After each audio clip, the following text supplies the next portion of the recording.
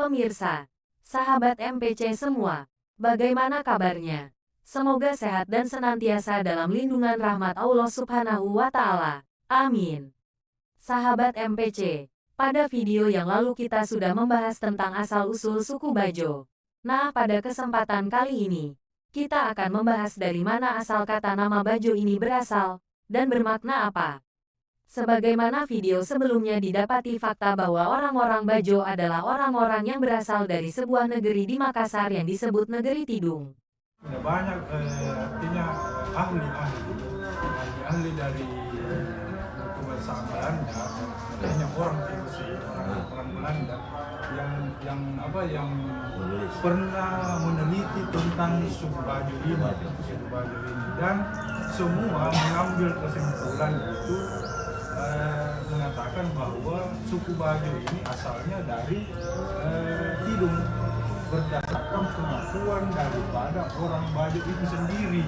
Namun tahukah Anda bahwa kata Bajo bukan berasal dari kosakata bahasa Makassar, melainkan adalah berasal dari kosakata bahasa Bugis, yakni kata yang sama dengan kata Wajo yang berarti bayangan.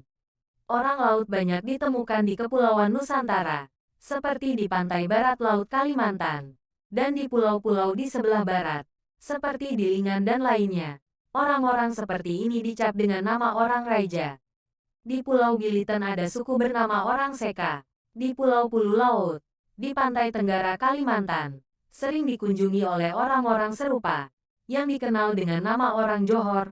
Mereka adalah suku yang sama yang banyak ditemukan di banyak tempat di pantai timur Kalimantan, di pantai dan pulau-pulau di Kalimantan, Sulawesi, di Kepulauan Sumeneb, di pesisir Sumbawa dan pulau-pulau sekitarnya, dan di Pulau Bonerate dan di Kepulauan Selayar, yang oleh orang Bugis dikenal sebagai orang Bajo.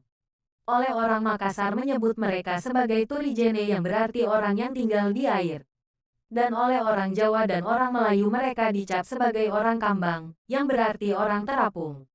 Orang laut ini, walau berbeda dalam bahasa, agama, dan watak, dan terdiri dari beberapa suku, namun memiliki banyak tanda yang menunjukkan bahwa mereka berasal dari bangsa yang sama.